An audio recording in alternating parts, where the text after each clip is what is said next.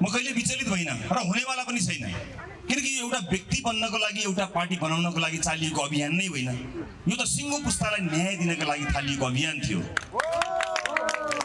हामीले सुरु गरेको यो क्रान्ति, चितवनले रोपेको यो बिउ बिस्तारै बिस्तारै उम्रदैछ, फक्रदैछ, फुल्दैछ र फल्दैछ। आउने निर्वाचनमा यसको फल लाग्नेछ।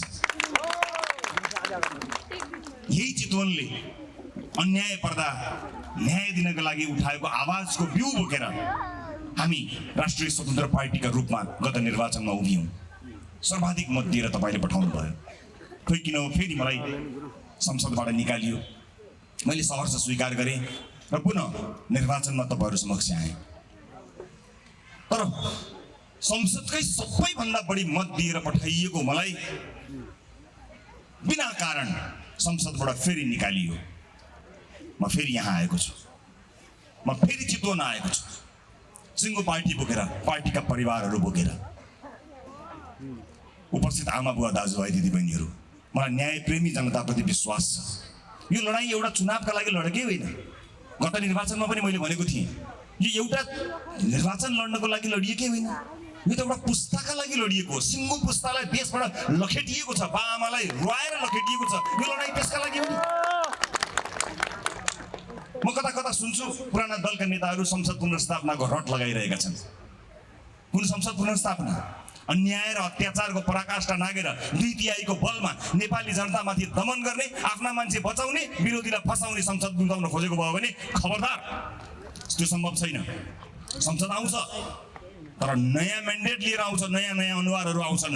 देशघाती, राष्ट्रघाती, राष्ट्रद्रोही, भ्रष्टाचारी, अत्याचारीहरू होइनन्, राष्ट्रप्रेमी, राष्ट्रका सन्तानहरू आउनेछन्। नेपाल आमाका सपुत सुपुत्र सुपुत्रीहरू आउनेछन्। संसद आउँछ, फ्रेस म्यान्डेट लिएर आउँछ। हामी फेरि आउँछौँ। हामीले शान्त विद्रोह गरेका थियौँ। हामीले गरेको विद्रोहमा चितवनमा हामीले फुल र मुस्कानबाट सुरु गरेको होइन। कसैको पनि कुनै आमा बाआमाहरूको काख रितिएन, कसैको पनि सिउँदो पुछिएन, कहीँ कतै रगतको एउटा थोपा पनि चुहिएन। हामीले त्यसरी सुरु गर्न खोजेको थियौँ। हामी बदल्थ्यौँ यिनलाई। 84 बदल्थ्यौँ सामर्थ्य पुर्याएर। लोकतन्त्रको सबैभन्दा राम्रो निर्वाचन हो, त्यही निर्वाचनबाट हामी आउँदै थियौँ। तर निर्वाचन गरेर निर्वाचित भएर लोकतन्त्रको सबैभन्दा सुन्दर पक्ष आम निर्वाचनबाट ब्यालेटबाट मत लिएर आएका हामीलाई संसदमा कुन हुर्मत लिए नेपाली जनताले साक्षी भनेर आँखा नजिम्कै हेरेका थिए। तर उनीहरूले दम्म देखाए, उनीहरूले बल देखाए, उनीहरूले शक्ति देखाए, उनीहरूले पाखुरा देखाए। पाखुराले देश चल्दैन, जनताको मतले चल्छ। त्यही जनताको मतको बलमा हामी फेरि एक ठाउँमा उभिएका छौँ। आफ्नो स्वार्थलाई होइन, देशको स्वार्थलाई केन्द्रमा राखेर हामी सबै मिल्दैछौँ। मैले भनेको थिएँ, जो मिल्नुपर्ने हो सही समयमा आएपछि सबै मिल्छौँ र एकैपटक बेथिति बढार्ने हो। अब एकैपटक बेथिति बढार्ने हो। अघिल्लो निर्वाचनमा हामीले भनेका थियौँ, तपाईँहरूले मत नबाड्नुहोस्, समानुपातिकमा एउटा उता दिउँला, एउटा यसो उसलाई दिउँला भनेर जुन बाँडचुड भयो नि, मैले त्यतिखेर पनि भनेको थिएँ, बेथितिको ज्वरो उखल्नको लागि त समानुपातिक के प्रत्यक्ष के घन्टी बाहेक अर्कोमा हाल्ने कुनै उपाय नै छैन। कतिलाई लागेको थियो तिमीहरू मात्र भएर हुँदैन, अलिक जम्मा भएर आऊ र नयाँ नयाँ मिल न, तिमीहरू पनि उस्तै हो, मिल्दैनौ कि क्या हो भन्नुहुन्थ्यो। लौ मिल्यौ, अब हाल्ने हो घन्टीमा। र यो भोट, यसपटकको भोट अहिले जन्मिएका केटाकेटीका लागि मात्र होइन, यो माटोमा यो धरतीमा जन्मिन बाँकी रहेकाहरूको भविष्यका लागि पनि सम्झिएर हामी तयार भएर बसेका छौँ। नेताका रूपमा, पार्टीका रूपमा हामी त तयार छौँ।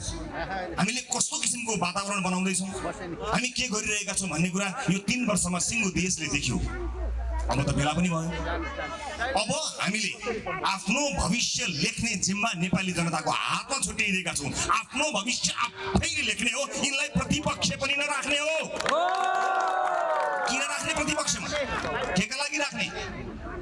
कहिले बालबालिकाहरूको टाउको र छातीमा ताकी ताकी गोली हान्नका लागि राख्ने यिनीहरूलाई? नराख्ने। म स्पष्ट पार्न चाहन्छु, मलाई कटाक्ष गर्नु छैन, पीर त छ, मलाई चित्त त दुखेको छ। मलाई त्यत्तिकै जुन ढङ्गले राज्यले दमन गर्यो म त्यसमा चिन्तित त छु। तर यो कुरा मेरो निजी रहेन, मेरो व्यक्तिगत रहेन, मेरो सिङ्गो देशको कुरा हो। मैले कारागारबाट भनेको थिएँ यिनले मलाई जेल हाले भनेर किन चिन्ता गर्नु, जबकि चिङ्गो देशलाई यिनीहरूले जेल बनाएका छन्। अब चिङ्गो देशलाई जेलबाट मुक्त गर्ने हो। यो लडाईँ बाँकी छ भने पनि मलाई लड्न कुनै आपत्ति छैन। म माथिको तरबार 5 ठाउँमा अझै झुन्डिएको छ, कुनै पनि बेला खस्न सक्ला, खसोस्, मलाई परवाह छैन। तर यो देशलाई यिनीहरूको जालबाट मुक्त गराएर छोड्ने हो। उपस्थित आमाबुवा, दाजुभाइ, दिदीबहिनीहरू, तपाईँले निर्वाचित गर्नुभएको सांसदको रूपमा मैले खेतमर्ने गरी काम गर्नै पाइनँ, म तपाईँको घर आँगनमा आउनै पाइनँ। तैपनि 3वटा सार्वजनिक सुनवाई गर्न भ्याएँ, तर पटक पटकको मुद्दा मामिला र झमेलाले मैले गरेका कयौँ भाषाहरू पुरा गर्न नै पाइनँ, त्यो अवसर नै पाइनँ। तर पनि तपाईँहरूले मेरा लागि बगाउनु भएको आँसु मलाई याद छ। त्यो आँसुको एउटा थोपो खेर फाल्न दिने छैन, एउटा थोपो पनि खेर फाल्न दिने छैन। त्यसो होइन कि तपाईँको घरमा आशीर्वाद थाप्न तपाईँका छोरा नातिहरू छन्, तर मलाई आफ्नो छोरा नातिलाई जसरी नै शिरमा आशीर्वाद दिनुभएको छ नि, तपाईँको आशीर्वादको एउटा शब्द पनि खेर जान दिन्न, एउटा शब्द पनि खेर जान दिन्न। आँसु खेर जान दिन्न, तपाईँको आशीर्वाद खेर जान दिन्न। र पार्टीका रूपमा हामी सबै मिलेर जेन्जी भाइ बहिनीहरूले बगाएको रगतको एउटा थोपा पनि खेर जान दिने छैनौँ। हामी प्रतिबद्धता व्यक्त गर्न चाहन्छौँ। उपस्थित आमाबुवा, दाजुभाइ, दिदीबहिनीहरू, मेरा भन्ने कुराहरू यति धेरै छन् कि यो पीडा बढी भएपछि रुन पनि नसकिने रहेछ।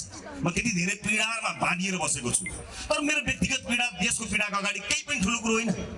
त्यसलाई हिसाब गर्दै गरौँला। र म प्रतिशोधमा पनि छैन। जसले ममाथि योजना बनाएर प्रतिशोध साधे, मसँग तिनलाई माफी गर्ने छाती छ।